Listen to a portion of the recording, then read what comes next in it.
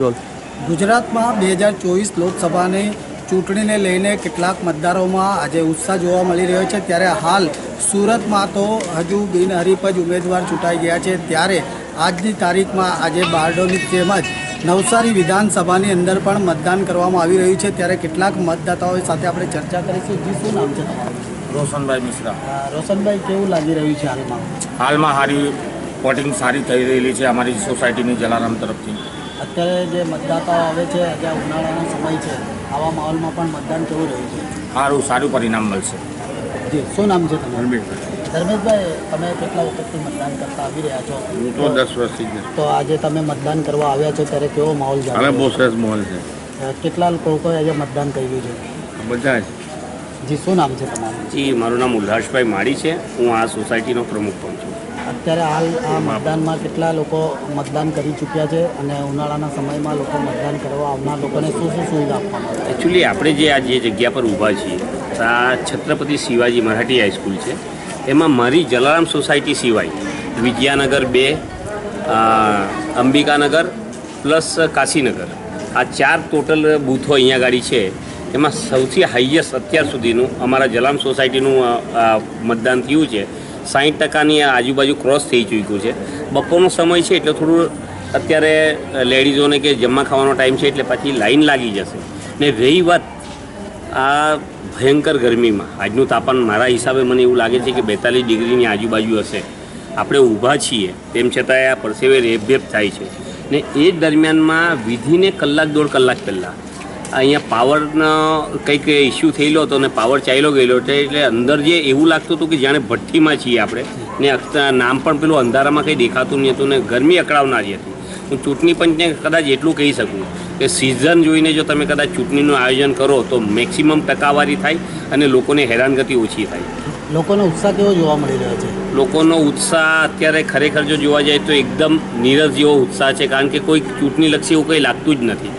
ચૂંટણીનો જે માહોલ હોવો જોઈએ તેવો માહોલ નથી, કારણ કે સુરતની જે એક જે બિનહરીફ જે આવી છે એક સીટ, એના કારણે લોકોને એવું લાગે છે કે જાણે લોકશાહી જેવું રહ્યું જ નથી।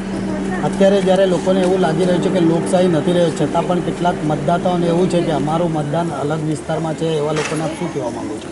એવા વિસ્તારને એવું કહેવા માંગીએ છીએ કે ભાઈ આ એક જ લોકશાહીમાં હક એવો છે આપણને કે જે લોકો આપવા માટે, નેતાઓ બધા હકો આપણા લે છે, સરકાર બધા હકો આપણા લે છે। આ એક જ હક એવો છે કે સરકાર બી કહે છે ને નેતા બી કહે છે કે ભાઈ તમે આપો, તો આપણે આપણા મતના અધિકારનો ઉપયોગ કરવો જ જોઈએ। અને આ એક અધિકાર એવો છે કે એના થકી આપણે આપણા મનગમતા વ્યક્તિઓને આપણી જગ્યાએ લાવી શકીએ। સરકાર બનશે તો આજે લોકોને મોંઘવારીનો પ્રશ્ન ઉદ્ભવી રહ્યો છે, શિક્ષણ મોંઘું થાય છે, એના માટે આપણી શું માંગ છે? 1947થી દેશ આઝાદ થયો છે। મારી આજે 53ની ઉંમર છે સાહેબ। મોંઘવારી હટાવો એ કોંગ્રેસની સરકાર હતી, મોરારજીભાઈ દેસાઈની જનતા દળની સરકાર હતી, એ પછી ભાજપની સરકાર આવી। આ બધા ઠાલા વચનો છે। મોંઘવારી કોઈનાથી હટવાની નથી ને હટશે પણ નહીં, કારણ કે આ ખાલી એક એવું ગાજરની પીપુડી છે જે બધા વગાડ્યા કરે છે। લોલીપોપ પકડાઈ રહી છે ને લોકો ચાલે છે। મોંઘવારી જે પહેલી હતી તેના કરતાં ભયંકર મોંઘવારી છે। મોંઘવારી કંઈ ઘટી નથી। શું માંગ કરો છો સરકાર પાસે? સરકાર પાસે એ માંગ કરીએ કે લોકશાહી દેશ છે, દુનિયાનો સૌથી મોટી જનસંખ્યા ધરાવતો, સૌથી મોટી લોકશાહી અમેરિકાની છે ને સૌથી મોટી લોકશાહી ભારતની છે।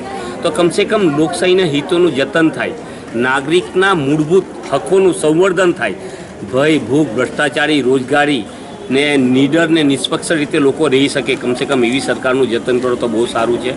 બાકી આ સ્કૂલ છે, આ સોસાયટી છે, અહીંયા ગાડી જ્યારે સ્કૂલ ચાલુ હોય ત્યારે અમે જોઈએ છે કોઈ ભય, ભૂખ, ભ્રષ્ટાચાર નથી, ભયંકર હેરાનગતિ થાય છે। લુખ્ખા આવારા તત્વો આવે છે, નથી પોલીસથી એના કામ થતા, નથી કોઈ રાજકારણીથી એના કામ થતા, અને જે નિર્દોષ પ્રજા છે સોસાયટીની તે ત્રાહિમામ પોકારે છે, કારણ કે જે લોકોને કંઈ બોલવા જાય છે ત્યારે એ લોકો સોસાયટીની સામે થાય છે। ત્યારે આવા ઉમેદવારને નેતાઓ પાસે આપ શું ઉમેદ રાખો છો? કોઈ નેતા કે કોઈ ઉમેદવાર 5 વર્ષ ખાલી ઇલેક્શનના ટાઈમે દેખાય તો દેખાય, બાકી આ સુધી મને તો કોઈ 15 વર્ષથી દેખાયું નથી। તો આપણા મતનો જે અધિકાર છે એનું શોષણ થતું એવું તમને લાગી રહ્યું છે કે કેમ? મતાધિકાર ફક્ત રાખવા પૂરતો રહ્યો છે, બાકી મતાધિકારથી કોઈ ફરક પડતો નથી, મને તો એવું લાગે છે। આપણો દેશ, હું તો એવું કેમ છું કે લોકશાહીને લાયક બી નથી। કદાચ સરમુખત્યારશાહી આવી જશે ને તો કદાચ વધારે સારી રીતે રહેશે। ભાઈ અત્યારે હાલ મતદાન કરવા આવ્યા છો કેવું વાતાવરણ તમે જોઈ શકો છો કે વાતાવરણ તો બહુ ગરમીનું વાતાવરણ છે, તો બી અમે જે યુવાઓ છે યુવાઓ મળીને અમે કોશિશ કરી કે અમારું પહેલું મત હોય એ વેસ્ટ નહીં જવો જોઈએ, એટલે મેં બધા અમારા ફ્રેન્ડ સર્કલને અમારા સોસાયટીવાળા બધા છોકરાઓને જે નહીં આપી શકતા હતા ગામથી બી બોલાવ્યા છે, રાત્રે બેસાડીને બી બોલાવ્યા કે આવો ભાઈ તમે વોટ આપો. સરકાર પાસે શું ઈચ્છો છો? સરકાર પાસે એવું ઈચ્છે છે કે ભાઈ અમારો જે બી ફ્યુચર છે એ બ્રાઇટ થવો જોઈએ, એટલે તમે અમારો વિચાર કરો, એટલે અમે તમારો વિચાર કરીશું. તમે જ્યારે મતદાન આપ્યો છે ત્યારે તમારી અપેક્ષા શું રાખે છે સરકાર પાસે? સરકાર પાસેથી અપેક્ષા એવી છે કે ભાઈ જે અમારે આગળ જઈને જે અમારી ફ્યુચર બનાવવાનું છે એમાં તમારે હેલ્પ જોઈએ, બસ બીજું કંઈ નહીં. મોંઘવારી હવે વધારે છે એટલે અમારો એડમિશન હોય જે બી હોય તમે એમાં થોડુંક ઓછું કરો તો થાય. સવાર સુધીમાં 20 થી 22% જેટલું મતદાન થયું છે અને બપોરનો સમય છે ત્યાં સુધી મતદાન થશે અને લોકોમાં કેવો ઉત્સાહ જોવા મળે? ઉત્સાહ તો જોવા મળ્યો, પણ આ વખતે કેવું છે કે તડકામાં મૂક્યું છે ને ઇલેક્શન, એટલે થોડુંક ઓછું છે એમ મતદાન, પણ થઈ રહેલું છે, બધાએ કોશિશ કરી છે. શું લાગે છે સાંજ સુધીમાં પરિસ્થિતિ શું લાગે છે? સાંજ સુધીમાં આવશે, કેમ કે અન્ય ચાર વાગ્યા સુધી તો બધા નીકળી આવશે. હમણાં આટલો તડકામાં કોઈ આવતું નથી, એટલે 4-5 વાગ્યા સુધીમાં તો આવશે. મહિલાઓ માટે અને જે વિદ્યાર્થી છે અને યુવાનો માટે સરકારે કેવી યોજનાઓ ઘડવી જોઈએ? મહિલાઓ માટે તો હવે જે બી છે એ બધું ફ્રી કરવું જોઈએ. મેં તો એ જ કહેવું છું, મહિલાઓને તો બધું જ ફ્રી રાખવું જોઈએ. અને જે આપણા યુવાઓ માટે છે, જે યુવાઓનું જે બી માંગણી છે, જેટલી બી માંગણીઓ મૂકી છે કે કોલેજમાં હોય કે સ્કૂલમાં હોય, પછી જે બી XYZ છે બધી માંગણીઓમાં તમારું શોષણ જોઈએ કે ભાઈ ડિસ્કાઉન્ટ કરીને આપીએ આપણે. તો હાલની અંદર આજે નવસારી લોકસભાની અંદર કેટલાક બૂથ પથક પર આપ જોઈ રહ્યા છો કે કેટલાક લોકો મતદાન કરવા આવી રહ્યા છે. બપોરનો સમય છે તેમ છતાં પણ આજે લોકો પોતાનો મતનો અધિકાર અપનાવવા માટે મતદાન કરવા આવી રહ્યા છે, જ્યારે મહિલાઓ પણ મોટી સંખ્યામાં મતદાન કરવા ઉમટી પડી છે. અત્યારે કેટલાક બૂથ પર ગરમીની સિઝન હોવાથી ને તાપની જે વાતાવરણ હોવાના કારણે મતદાન ધીમું થઈ રહ્યું છે, પરંતુ 4 વાગ્યા પછી મતદાન વધુ થાય તેવી શક્યતા પણ મતદાતાઓ કરી રહ્યા છે. તો હાલ અહીં પર પોલીસ બંદોબસ્ત પણ ગોઠવાય છે અને શાંતિપૂર્વક વાતાવરણમાં અત્યારે મતદાન કરવાનું જારી છે. કેમેરામેન જયસિંહ સાગરની સાથે ધીરજ સુમરા, લોકવિશ્વાસ ન્યૂઝ, સુરત. प्रेरणा रामदास पटेल, आज किसके लिए आए थे? वोटिंग के लिए कैसा लग रहा है वोट देने के बाद? अच्छा लग रहा है। क्या कहना चाहते हो सरकार से? कुछ नया लड़कियों के लिए, महिलाओं के लिए आरक्षण चाहिए। जो बच्चे के लिए आज स्कूल में महंगाई है, फीस ज़्यादा हो रही है, उसके लिए सरकार से क्या चाहते हो? वो तो कम करना चाहिए। महिलाओं के लिए? महिलाओं के लिए, सबके लिए आवाज़ उठाना चाहिए। जो भी आपका नेता है वो नेता से आप क्या शुभेच्छा और क्या कहना चाहोगे? महंगाई कम करनी चाहिए, बच्चों की वो फीस कम करना चाहिए।